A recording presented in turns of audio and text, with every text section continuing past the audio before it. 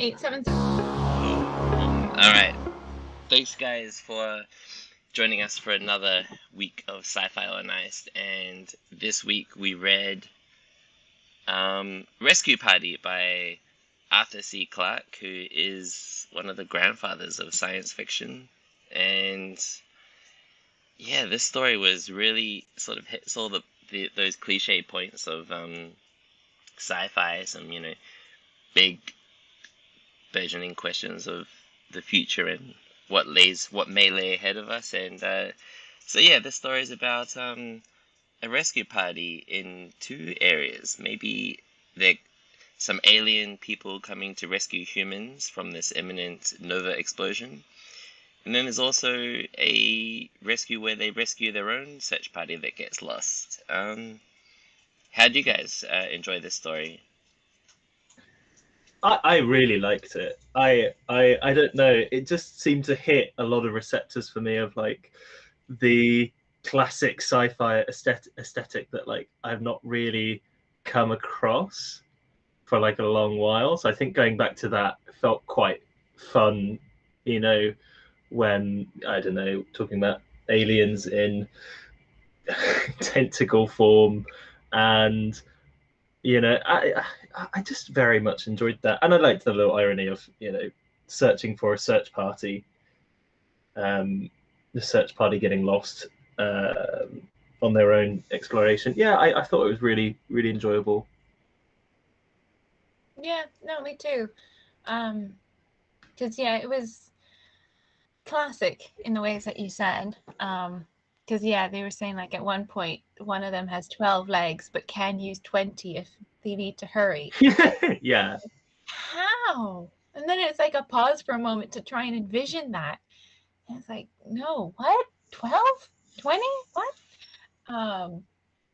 And yeah, and it was nice because it didn't follow the typical arc in that, yes, there was this second rescue. And then at the end, they had used up so much power that they were waiting for the repair team to come get them as well. So there was a lot of rescuing involved in this story. But I liked it. There was an undertone of arrogance, I feel, in that, because they didn't know this life form was even present on this planet, only 400,000 years.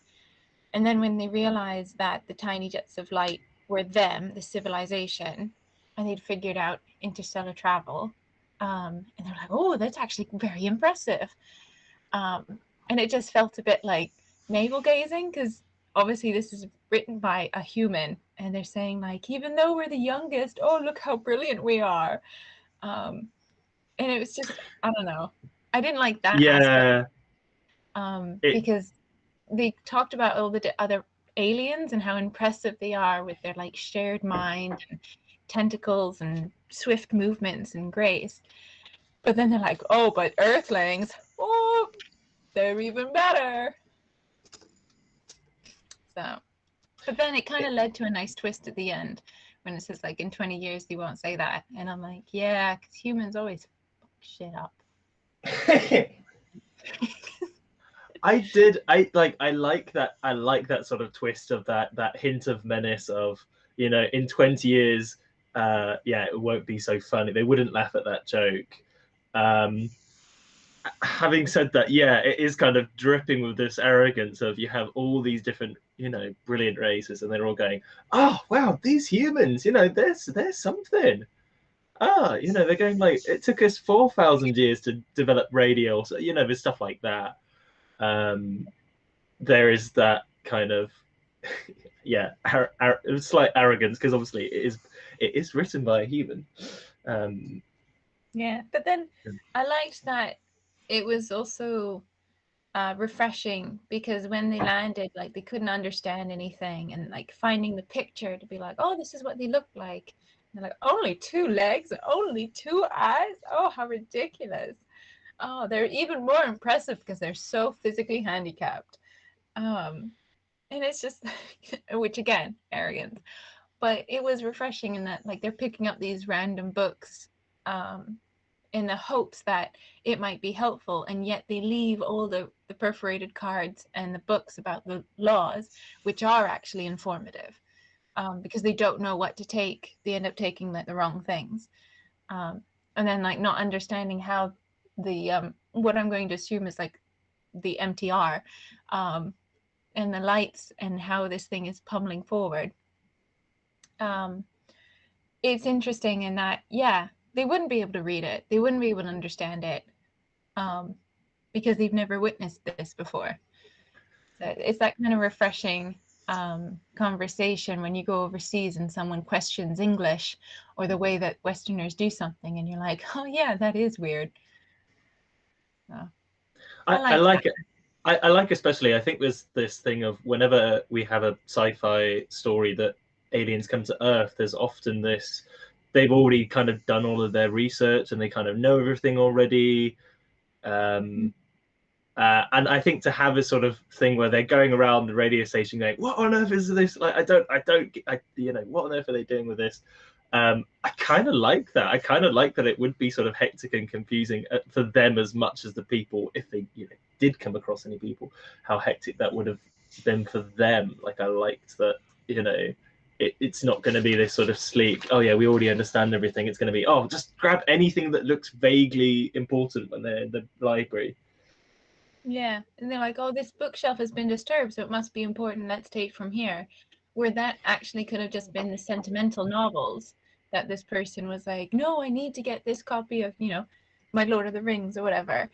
And it's like, no, that's actually not that important to the Yeah, understanding. I was just about to say somebody clawing for their copy of The Hobbit. Yeah, so Yeah. it's interesting. I think it's nice because that's not typical as much.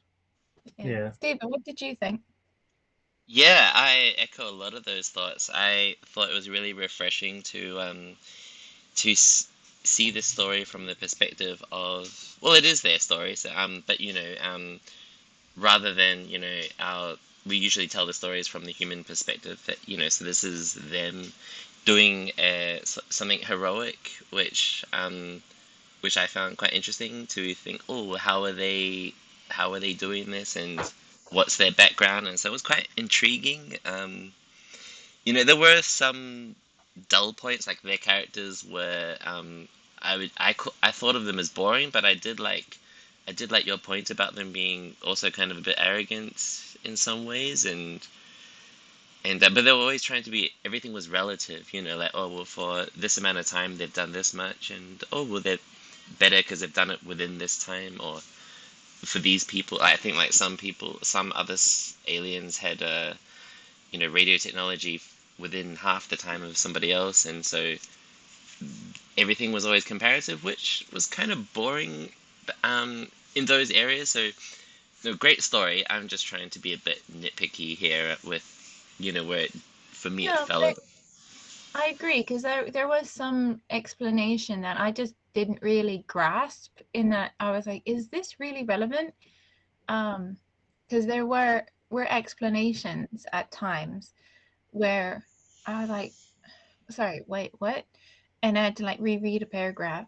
Um, Granted, there was a lot going on around me for a lot of it, but yeah, it got a bit complicated. But at the same time, you also need a bit of that um, to put in the context for the reader, because obviously all these aliens and their planets and their histories are completely foreign.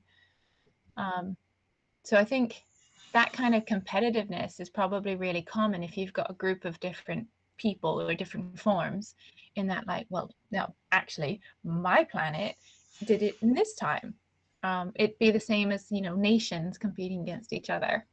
So in that And it respect, I think it was helpful for us to understand um, more of them and their character.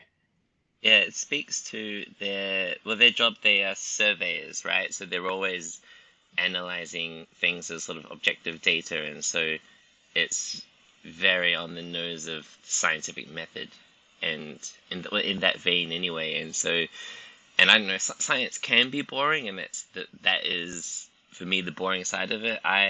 In literature, there's this really the term of show don't tell, and so like examples of it when the author does it really well is, I think you mentioned it before, when they take out the canvas of the painting and then they see the humans in the painting, and they go, "Oh, that's what they look like."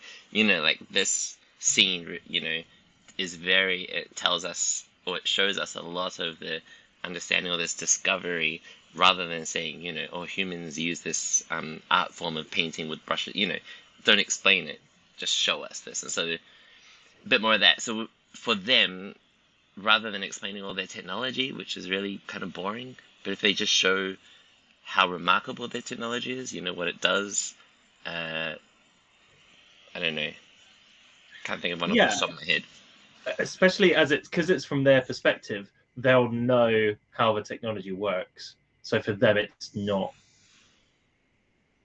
not sort of something to explain from that perspective. Does that make sense? Yes. Yeah, because otherwise it's just condescending. It'd be like me explaining to you guys how the internet works or something, and it's like, no, we already know. Yeah, yeah. This book was actually written in English. Yeah. They got this thing called a pen, and in order to use it, um, yeah, especially yeah. So I liked that there wasn't too much oversplaining in some parts of it. Um, Well, yeah, I want to say one more thing about so I think that makes the flow of the story a bit disjointed. But on the other hand, I really did like that I didn't know what was going to happen next. So I always felt curious about, because, you know, all the way to the end, you know, the foreshadowing doesn't, it's not obvious what's going to happen. And you know, looking back, you go, oh yeah, you know, the humans had already escaped their dying planet. And an interesting thing about that is it showed that our alien friends were uh, they had a, what do you call it? Not not a weakness, a, something they lacked, right? They didn't. They should have had technology. Like, I would assume they'd have technology to go. Oh, they've already left. Here, the launching pads. See, all their ships have left. Like, there should have been some clue about that. But they missed it, I guess, and so they are flawed in some way. Flawed, yeah, that's it.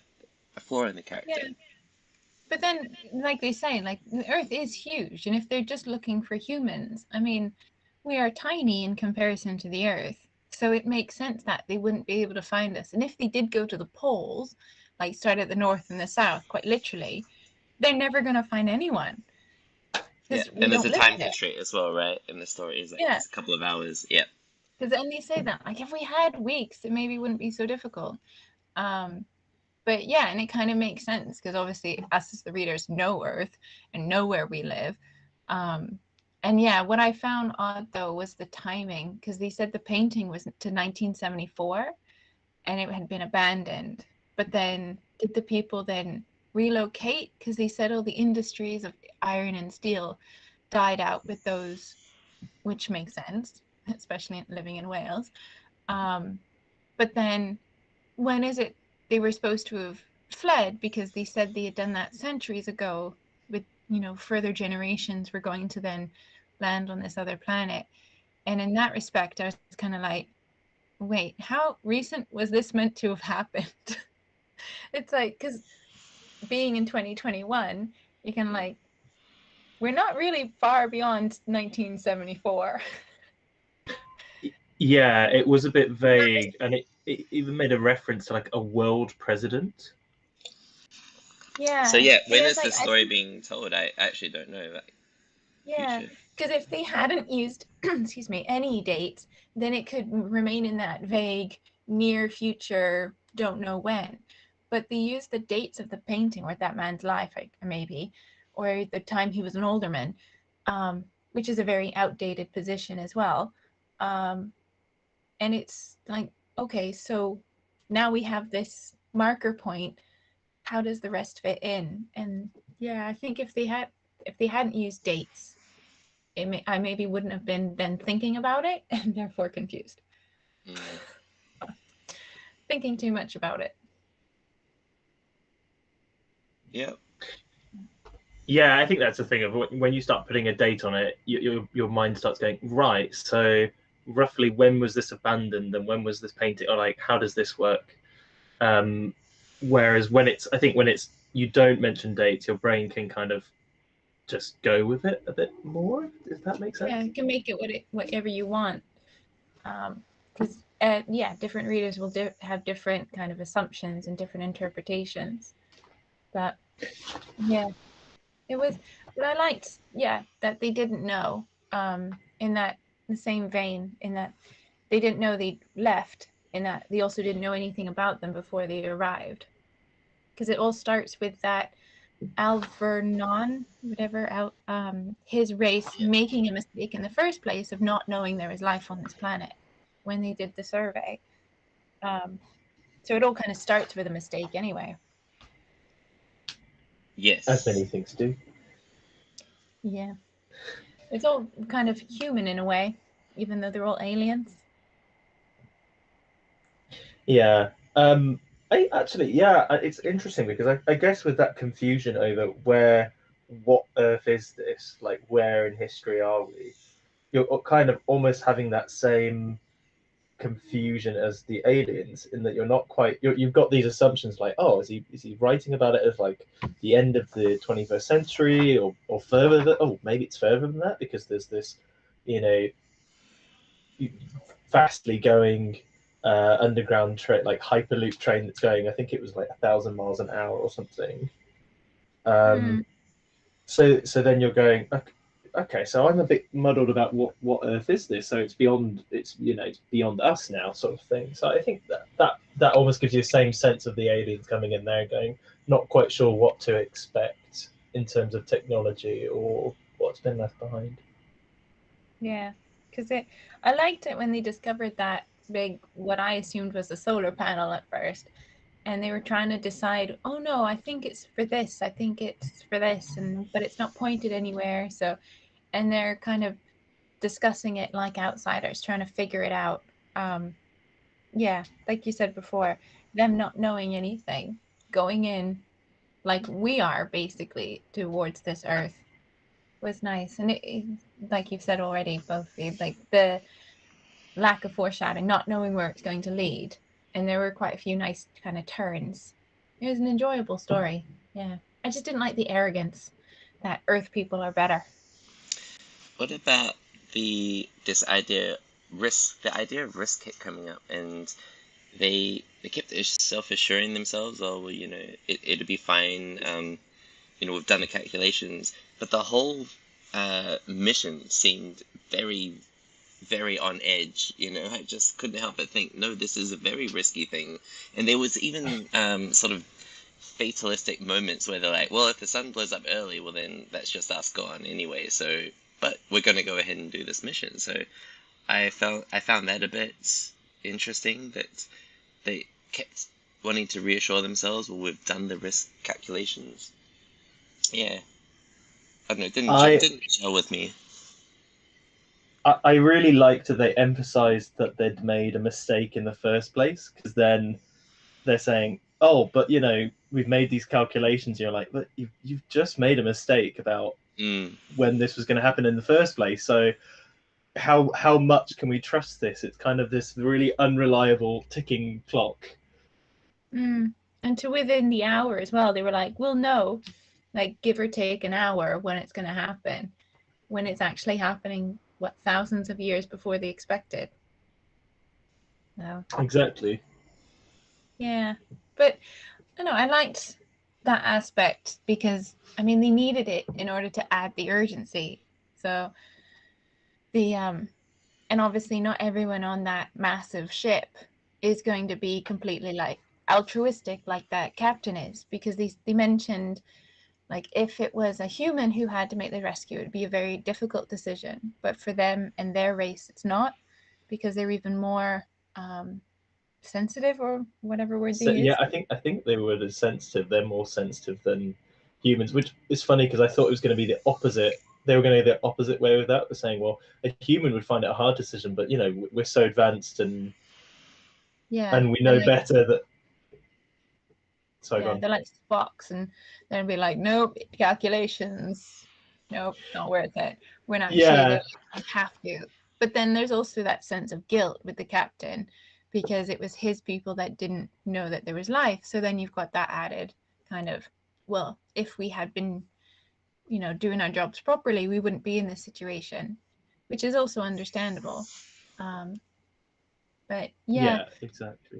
I think it's just like a nice kind of movie plot line. You're like, no, we've got to go in and save them in the last minute. It's like an episode of 24. You know, there's ticking clock Yeah. throughout it. Yeah, no, and I like, yeah, it was a good story to follow. It's eventful. I reckon I would have liked a bit more conflict within the what do you call them, the rescue parties. I would have, because I just felt it was a bit too I don't know. I think a bit of conflict in stories creates that tension rather than the moment itself, which, you know, there were stakes to be there were things on the line. But I don't know, but more tension might have added to it. I reckon. Yeah, and it would 'Cause- have kind of gone towards your kind of show don't tell if they had had the conversation that we've had, kind of, but look, you made a mistake already. How can you be sure? yeah. And then one of the characters says, like, look, even if we're not, we've still got to try. And then we laid those kind of doubts in the story through that kind of conflict. Yeah. It would have made it a bit more, I guess, believable that they would then go in there without us having to just believe that this race is kinder. Mm. So they were just really nice, okay? So they're gonna go get them. Yeah, everyone seems too polite to sort of argue about the fact that they've already made a massive mistake and that their lives are on the line. Mm. Yeah, like what have you done? You've sent us to our, because Yeah, at the beginning the what was it? The engines were on like ultimate power or something. So it was like, yeah, we've used up all of our juice. We'll be fine until like a fueling station comes to us, and then we'll get back on the road again. So they had this like self assurance and this safety all the time. But then I'm pretty sure if I was one of the other characters, I'd be like, yeah, now you just sent us to our grave. Thanks, boss. Yeah, and also when they go and rescue one of the reconnaissance parties, because they're in that tunnel, everyone's just like, oh, okay, yeah, let's go get them, even though that Yeah. means that it's gonna be like 40 minutes, and they've got 20 minutes to get away from this exploding sun. There's no conflict. There's no kind of a, I don't think we should, or like, I don't yeah. think, even There's no dispute even on it. though he says the captain was very strict on his orders, but then they immediately go against it. Like he goes against his own orders. Yeah, there's no conflict. There's no disagreement. It's all like just yes, okay. So having two search parties is quite interesting because if you had like a rivalry, like if one wants a promotion or something like this, then you can sort of see why people might act, how do you say, like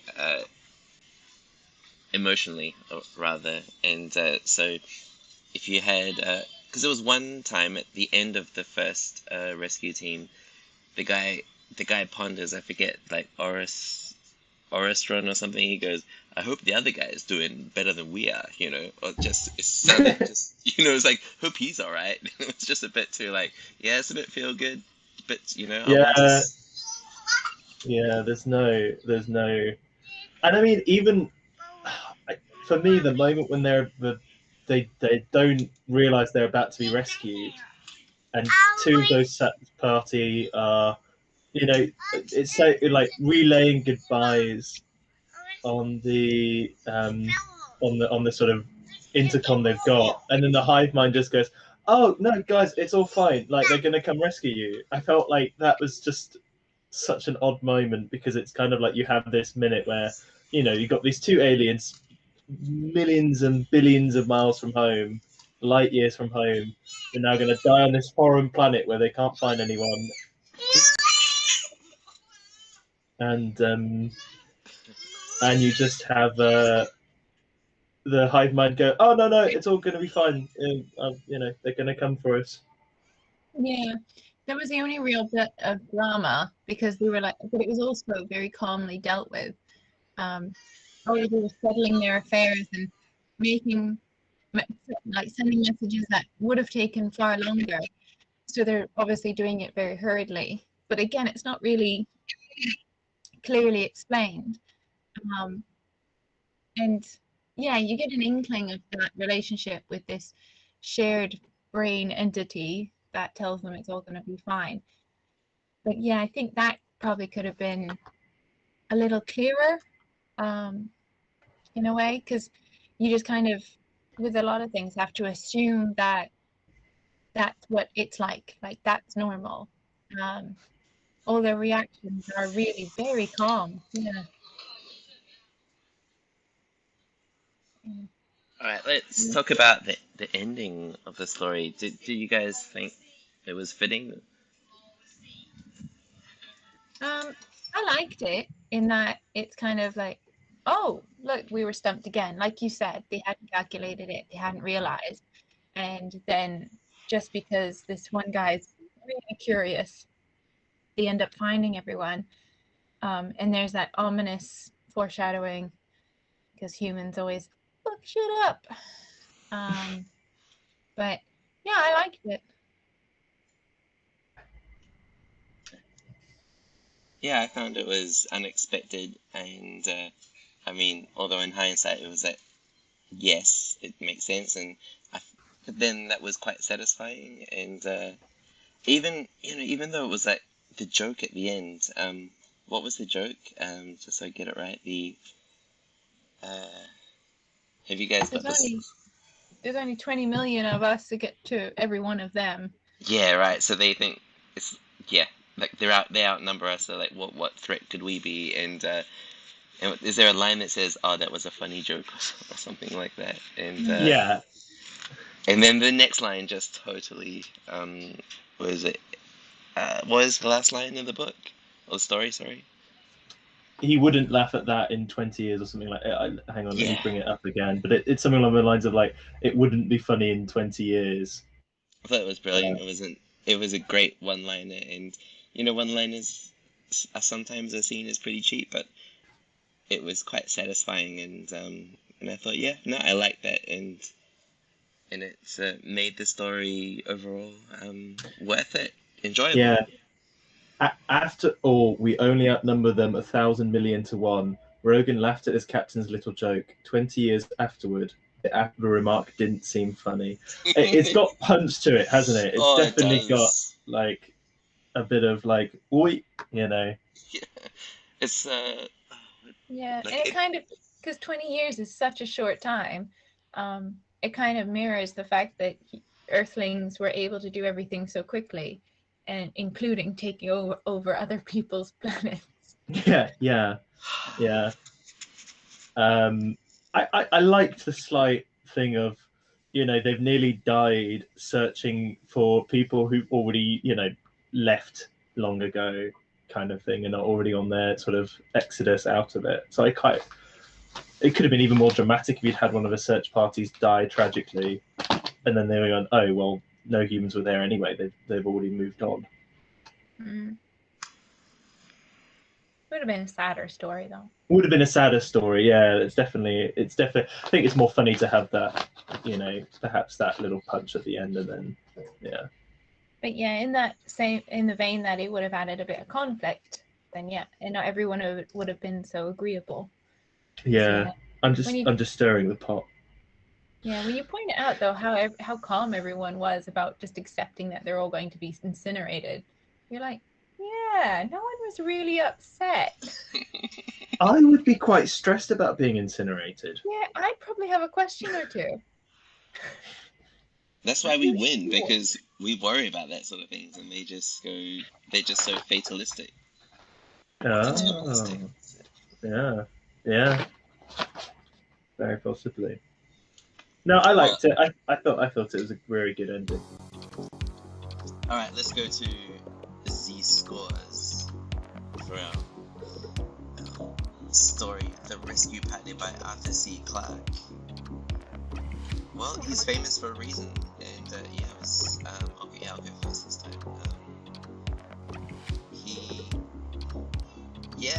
I was not disappointed. Obviously, we talked about some of the little what's some of the things that set the story back a little bit, but overall I liked it a lot, and I'm gonna give this story a score of 4.05. I liked it. So,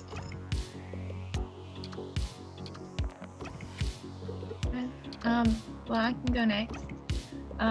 Yeah, I echo sentiment. Also enjoyed it. I think I will go 427 for my score.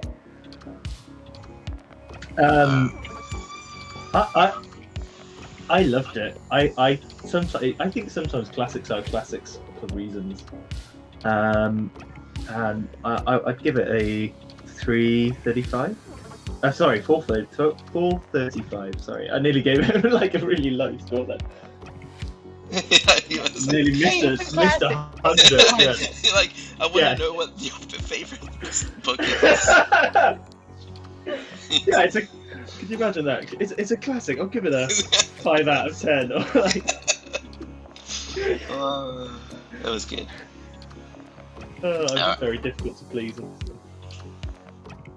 Alright, well, that leads us to the most favoritist part of our session, and that is our score average, where, it is fatalistic because it's already decided. But let's have some instruments.